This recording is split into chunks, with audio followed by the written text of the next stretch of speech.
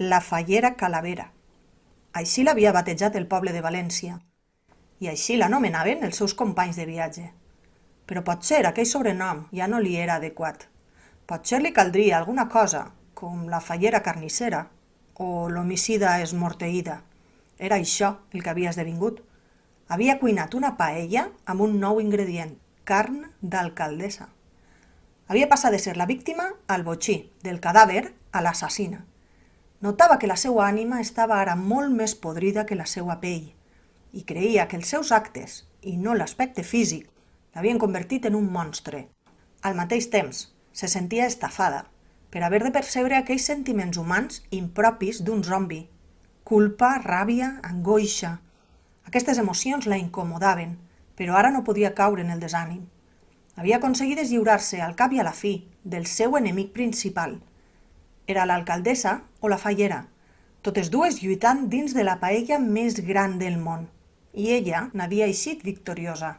Al cap d'una estona, caminant sola, es va aturar per comprovar si els seus companys encara la seguien. I és clar que ho feien. Eren fidels. Potser perquè l'admiraven, potser perquè no tenien res millor a fer. Però allà estaven els dos, enfilats al cavall esquifit i acompanyant-la des d'una distància prudent per evitar d'estorbar-la. La vellea del foc havia desaparegut, però a la fallera no li va importar gens ni mica. Va decidir muntar l'animal i els tres es van adreçar als estudis de la televisió. El centre de producció d'Alacant era molt més discret que el de Burjassot. No hi havia cap torre que tot ho veu, ni cap recinte envoltat de tanques. L'edifici tenia uns grans finestrals embrutats per algunes protestes que havia provocat el tancament de la cadena. El gran logotip de la televisió pública presidia la façana i un guarda de seguretat estava assegut a dins, avorrit, vigilant que ningú accedira a aquelles instal·lacions audiovisuals clausurades. En certa manera, el sentinela es va alegrar quan el cavall reial va trencar els vidres de la porta principal. Per fi la seva faena tenia algun sentit. L'animal havia profanat l'accés amb una cosa violenta i sorollosa que deixava palès que la discreció de dies anteriors s'havia esfumat. En aquell punt de la pel·lícula, amb l'alcaldessa morta i cuinada en una paella, la subtilesa ja no tenia massa sentit. El guarda va fer un primer intent de resistència, brandant una porra engallit, però la seva arma va resultar microscòpica al costat de la de Jaume I. El monarca va desenfundar l'espasa imponent i el vigilant no va tardar a fugir, que a més, ajudeu-me, ridiculitzat després de la comparació de talles. Van deixar el cavall al vestíbul i es van endinsar pels passadissos solitaris. La situació tornava a ser similar a la de Burjassot, amb un edifici fosc i buit bastant desassossegant. Però aquesta vegada ja no estaven tan perduts. Tenien més experiència i sabien el que buscaven. Van accedir a una sala que per força havia de ser un plató, però només alguna llum d'emergència dibuixava les seues siluetes en la penombra. De sobte, una rialleta femenina va trencar el silenci i pocs segons després, una altra s'hi va afegir. A la fallera la situació li recordava el seu 18è aniversari, quan la seva comissió la va esperar en la foscor del casal per rebre-la amb una festa sorpresa amb la xaranga i la cor d'honor al complet. El moment nostàlgic no va tindre temps d'allargar-se. La negror de la sala es va transformar de colp en una llum encegadora i un focus intens va assenyalar el grup. Els tres van acuclar els ulls, sobtats pel canvi de condicions lumíniques, i abans que pogueren veure res, una música va animar la sala. Era una melodia apegalosa, amb bateria electrònica desfasada i trompetes de sintetitzador que transportava els assaltants al començament dels anys 90. Quan la Delicà va aconseguir obrir l'únic ull que li quedava, va observar un grup d'esquelets femenins molt més esquifits que ella, a dalt d'unes escales d'espix amb decoració llampant. Les tres senyoretes, sense carn complir els seus ossos, movien les cintures sincronitzades, seguint aquella partitura tronada però carregada de ritme. Amb les mans sostenien unes vidrioles esfèriques de ceràmica, com si substituïren els pits que no tenien. Duien un vestit cridaner, més propi d'un casino de Marina d'Or que no d'una televisió pública. La fallera les va reconèixer. Eren les Montleonetes. De fet, una d'elles era, si no s'equivocava, la mateixa que havien trobat al recinte de Burjassot. I aquella música li era familiar. Les notes la van fer viatjar a la seva infància, Quan sent una xiqueta de 8 o 9 anys, s'asseia amb son pare o amb la iaia a veure el mític Show de Joan Montleón.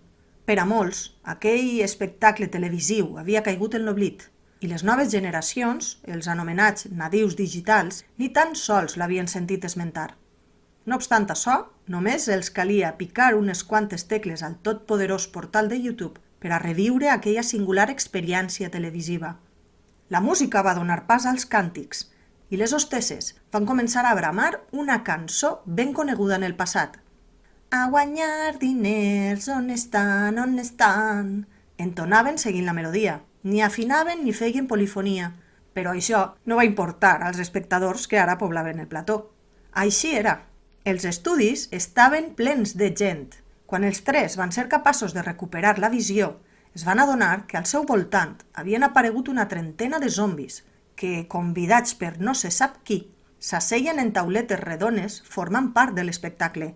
Hi havia senyores de 60 anys que, tot i estar mortes, devien haver passat el matí a la perruqueria per lluir un bon cardat. Altres zombis combinaven el to verdós de la seva pell podrida amb unes americanes de muscleres rígides i unes corbates ben amples.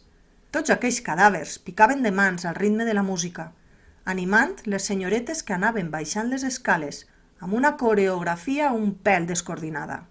Un tècnic, també mort vivent, controlava la il·luminació des d'un quadre elèctric. Mentrestant, els càmeres zombis perseguien els seus moviments. La fallera Calavera va mirar al seu voltant. El plató era bastant semblant a com el recordava. Algunes zones de l'espai estaven pintades amb colors clars, mentre que al centre del decorat unes cortines platejades ocultaven un element clau. Les teles es van obrir i van revelar la mítica paella russa, un tros de cartó pedra circular il·luminat amb bombetes de fira, que més enllà de simular ser el plat valencià per excel·lència, protagonitzava una de les seccions del programa. Però a aquella falla li faltava el ninot central, i no va tardar a aparèixer. Un ressuscitat home de 60 anys, de pell blanca i ulleres pronunciades, va fer acte de presència. El zombi, panxut i calb, vestia una de les seues famoses americanes, sempre poc discretes. En aquest cas era fúcsia plena de lluentons, i un corbatí cridaner la complementava.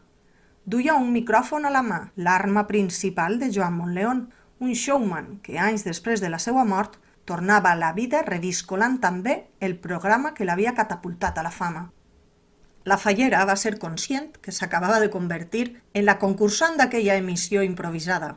Les montleonetes es van acostar, ballant al ritme de les notes que encara sonaven, i una per una van anar descarregant les vidrioles que transportaven en una taula al mig del plató. En total hi havia 6 vidrioles. Montleón es va acostar al trio de zombis i, acompanyat de gesticulacions amanerades, va introduir-los en el seu món particular. «Quines sorpreses ocultaran les vidrioletes de la sort?» va dir mirant els concursants amb cara de pillastre. «Avui tenim amb nosaltres la fallera Calavera. Fallera de cognom Calavera. Amb tu els pares es van quedar descansats», va riure per baix del nas. «Vens de València, no? I la teua amiga?» «Soc la Delicà de Gandia», va presentar-se amb entusiasme. «I no m'ho digues, vens de Gandia», va respondre burlet a Montleón, mentre es posava les mans a la cintura. «I este homenot que pareix el capità Moro d'Alcoi?» «Nos fem dir Jaume», va afirmar, sense saber molt bé en què consistia allò. «Chico, i amb tanta roba no agarraràs la paiola?» va dir, tocant-li la malla metàl·lica mentre el públic li reia les gràcies. «Anem a jugar amb la fallera Calavera, a veure si s'emporta uns dinerets cap a València, no?» «No vull diners, vull la cinta de la meua mort». «Calma, xica, t'eixirà una cosa roïna amb tanta pressa», va dir tranquil·litzant-la. «Qui diu diners, diu la cinta que estàs buscant. En les nostres vidrioles de la sort, potser la pots trobar. Si tries bé», va dir picant l'ullet. «Ara me vas a tocar les 2 vidrioletes que més t'agraden». La fallera Calavera va dubtar un moment. No entenia molt bé per què havia de participar en aquella pantomima. Se sentia la mona de fira, la protagonista d'un circ dels horrors que cada vegada es tornava més surrealista. Però arribats a aquell punt, després d'haver eixit de la tomba, haver fet centenars de quilòmetres damunt d'un cavall esquelètic i haver assassinat una alcaldessa enmig d'una paella gegant, ja res la sorprenia. Amb cura, va escollir 2 de les vidrioles que les hostesses havien deixat en filera. «Ja m'has tocat el que m'havies de tocar, boniqueta», va dir somrient, mentre les monleonetes enduien la vidriola que sobrava i una música tranquil·la de piano acompanyava l'ambient. Sé que m'has dit que buscaves una cinta, però jo te puc oferir 5.000 pessetes! Seran teues si no obris cap d'eixes vidrioles. Fallera, no vos deixeu enganyar. Los diners no vos menaran a la veritat, va xiuxiuejar Jaume I. La fallera li va respondre amb una mirada assassina, davant del comentari obvi del rei. Realment es pensava que es deixaria comprar per 4 duros? 10.000 pessetes, va continuar Montleón, mirant-la mentre serrava els llavis. Davant la negativa de la fallera va pujar l'oferta encara més. 25.000 pessetes! 5.000 duros, que de segur que te taparan més d'un forat. Vull obrir les vidrioles. Me pareix a mi que esta xica té les coses clares, eh? A veure...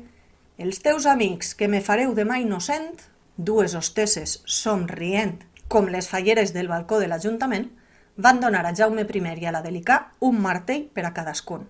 El rei va ser el primer a actuar. Amb un colp sec va esberlar una de les vidrioles de ceràmica i va aconseguir extraure'n un xicotet rètol. «Bonico, ensenya a càmera el que t'ha tocat», va dir Montleón, picant l'ullet al rei. Jaume I, desorientat, no sabia què li demanava el presentador, però un operador de càmera zombi li va fer un gest per ajudar-lo. El rei va ensenyar un cartellet on s'havia escrit «Cinta de la super-hiper-mega-mascletà». A continuació, una cortineta daurada es va obrir i una de les monleonetes va exhibir una cinta Betacam en una vitrina, mentre una veu anunciava «La cinta de la super-hiper-mega-mascletà del dia de Sant Josep de l'any passat». Mentre la veu parlava, l'hostessa tocava de manera sensual el vidre, intentant realçar el valor de l'objecte. Un fantàstic testimoni gràfic que mostra tot allò que els espectadors no van poder veure per un suposat error tècnic. La veu, sorneguera, va subratllar intencionadament la paraula suposat. «Ja les tens ahí, fallera, però encara n'hi ha més, no?», va dir Montleón, divertit. La Delicà va agafar el martell i, allunyant el seu cos esquelètic per por que li rebotara la ceràmica, va esclafar la vidriola amb un xisclet agut. D'entre els trossos va extraure un altre cartellet. Però la fallera Calavera no va donar importància a aquest segon objecte. Hi haguera el que hi haguera en aquella nova vitrina, ella tenia clar que triaria la cinta. O no? Un objecte llegendari, un líquid amb poders divins, va anunciar la veu mentre s'obria una altra cortineta. A dins hi havia un got llarg amb una beguda de color blanquinós, acompanyada de 2 fartons esponjosos. La poció d'orxata. Esta no és una orxata qualsevol, sinó un beuratge màgic que, segons conta la llegenda, va ajudar el rei Jaume I en la conquesta de València. Es diu que té el poder de viatjar al passat per a evitar una desgràcia. Beu fins l'última gota d'este got i podràs reviure una situació. Només qui la veu té la capacitat de recordar que ha viatjat en el temps, així que este privilegiat podrà canviar un error que haja comès o evitar una gran desgràcia. A la fallera Calavera li va caure el món als peus. Això semblava una broma de mal gust. «Ai, reineta fallera, que te veig descol·locada. Jo, per mi, te deixaria endur-te tot cap a València i te regalava més 5.000 pessetes. Però en la vida s'han de prendre decisions. Hauràs d'escollir només un dels regals. Què triarà la fallera Calavera?», va dir somrient a càmera amb constants moviments de canell. La fallera estava cansada i el desfici recorria cadascun dels seus ossos. L'estaven pressionant perquè triara entre 2 objectes i cap dels 2 li oferia ni una sola garantia. Aquella cinta havia sigut, en realitat, el motiu de tot el periple. Li mostraria el que havia ocorregut en el mateix instant de la seva mort i, en certa manera, qui havia estat el responsable de la desgràcia. Després de tot, la gravació havia d'ocultar una veritat horrible si havia estat sostreta i tan ben custodiada. D'altra banda, hi havia la poció d'orxata, un hipotètic beuratge màgic basat en una llegenda sense cap fonament científic. «Ciència», li deia el mort al degollat. La cosa feia estona que ja no anava de ciència. Al remat era una zombi. Havia ressuscitat de manera inexplicable i podia separar el cap del cos sense que li suposara cap trauma. Així que, en aquell moment, només li quedava la fe, creure en el que li oferien i actuar en conseqüència. Havia de triar bé. Podia, per fi, saber qui havia estat el responsable de la seva mort i després intentar venjar-se, conèixer la veritat i fer justícia. O, d'altra banda, tenia l'opció de viatjar al passat i, sabent el que havia d'ocórrer, evitar la seva pròpia mort i continuar amb una vida plena, potser amb el president de la seva comissió. Recuperar la pell fina i rosada, tornar a posar-se els monyos amb orgull i participar cada any en l'ofrena a la Mare de Déu. En definitiva, podia escodrinyar en el passat o canviar el passat. Podia descobrir la veritat o, per contra, oblidar-se'n i passar pàgina. «Ai, la fallera, que li pega més voltes que un dolçainer», va dir Montleón, maquiavèlic. Realment estava gaudint amb tot aquell joc. «Pareix que ja no ho tens tan clar, no?» «Fallera, tu saps que jo no sóc massa valenta ni massa intel·ligent», va atrevir-se a dir la Delicà. «Ho sé, reina, ho sé. Però no hem vingut des de València per buscar eixa cinta?» La Delicà no acabava d'entendre la indecisió sobtada de la seva companya, que sempre havia tingut una gran determinació.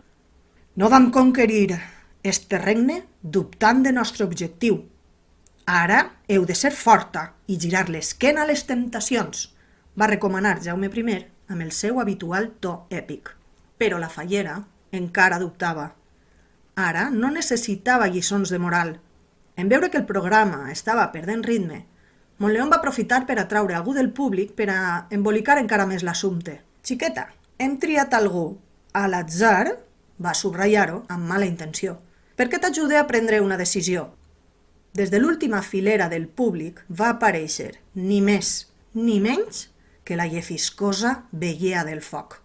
El seu aspecte continuava sent tan repugnant com sempre, però nous objectes s'havien acumulat al seu vestit, com un monitor d'una sala de continuïtat i un set de maquillatge televisiu.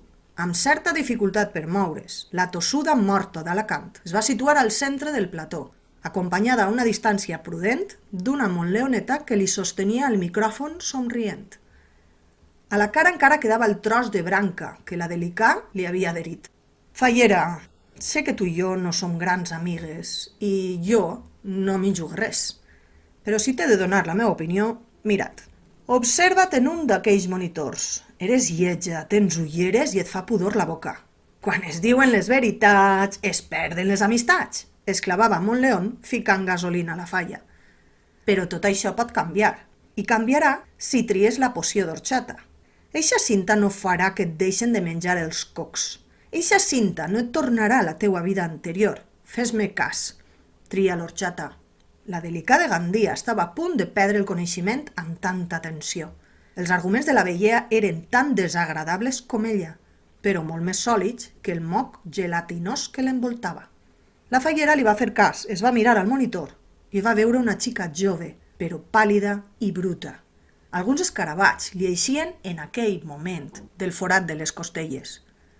El braç que conservava la pell era més repugnant encara que el que s'havia quedat en els ossos. I aleshores ho va veure clar. Ella era horrible, sí, però ho era a causa de l'error d'algú, i ningú havia assumit responsabilitats. Era així per culpa d'una societat que estava més obsessionada amb l'estètica que amb el benestar, amb la forma que amb el fons, amb l'embolcall que amb el contingut. Així que la decisió estava presa. Triaria la cinta per fer justícia, per conèixer la veritat i perquè, al cap i a la fi, ella ja no volia pertànyer a un món que tenia més cartó pedra que un monument de secció especial. «Vull la veritat. Vull la cinta», va dir amb fermesa. La Delicà i Jaume I es van abraçar de manera espontània. «De veres?» La Veiea del Foc estava contrariada. «Com si menjares peres i les cagares senceres», va respondre la fallera, fent ús d'una ofegada popular. La fallera Calavera no entenia per què la Veiea tenia aquell interès perquè triara la poció d'orxata. També desconfiava del fet que els haguera seguit fins a Alacant i més tard fins al plató de Montleón. Les seues sospites, però, es van disparar amb el que va ocórrer a continuació. La Veiea es va acostar a la fallera i, sense que ningú tinguera temps d'impedir-ho, li va donar la mà. «No!», van cridar alhora Jaume I i la Delicà. que coneixien el problemeta que tenia la vellea amb qualsevol contacte físic. «Sol tan pudenta!», va dir la fallera, però ja era massa tard. Va intentar separar la mà de la vellea, però no ho va aconseguir. En aquell instant, les dues mortes estaven unides per sempre i la fallera s'acabava de convertir en un simple annex del cos de la zombi a la cantina. La de València no en tenia res. Tinc un xicotet problema que m'acompanya. Qualsevol cosa que toque queda apegada a mi, per sempre. La vella ho va dir com qui no vol la cosa, però era conscient de la gravetat del que acabava de fer. Jo respecte la teua decisió, però si no tries l'orxata i tornes al passat, hauràs d'aguantar-me durant la resta de l'eternitat. La fallera no volia creure el que estava dient. Va moure bruscament el braç, que s'havia adherit a la seva companya, però no hi havia manera de separar-se'n. Tampoc osava balancejar-se massa, temorosa que tant de moviment acabara enganxant-li altres parts més incòmodes del cos. Estava unida a ella per sempre. Era un xantatge repugnant, un infern, només comparable a la situació que havia viscut en vida amb el seu ex. Amb ell compartia amistats i casal faller, i tot i detestar-lo, l'havia d'aguantar cada tortuós dia de la seva existència. Vista la nova situació, la fallera va tornar a considerar l'opció de l'orxata. Era el camí més fàcil i potser el més natural, però aleshores es va fixar en l'espasa de Jaume I i va relativitzar la situació. Al cap i a la fi, si la convivència amb aquella bruixa a la cantina es feia insuportable, sempre podria demanar-li al rei que li tallara el braç. En aquell punt no seria una gran pèrdua. «Vull la cinta, ensenya-me-la!» «Cabuda estúpida!», es va lamentar la vellea, agafada de la mà de la fallera. «Vellea, no te baralles, que per a tu també tenim premi. T'emportes esta magnífica ràdio com a record del programa». Una monleoneta li va costar, somrient, un aparell de ràdio antic, de fusta, però veient els trastos que la vellea acumulava, no es va atrevir a donar-li-la. I ara ha arribat el moment que la fallera esperava. «Xiquetes!», va dir picant de mans. «Poseu-me la llum com toca, que anem a veure eixa fantàstica cinta que s'emporta la fallera Calavera». La cortineta de l'aparador on hi havia l'orxata es va tancar i la poció va desaparèixer de la seva vista. La decisió ja estava presa. Les llums es van apagar i en una paret del plató es van començar a projectar les imatges desaparegudes de la retransmissió de la super, hiper, mega mascletà.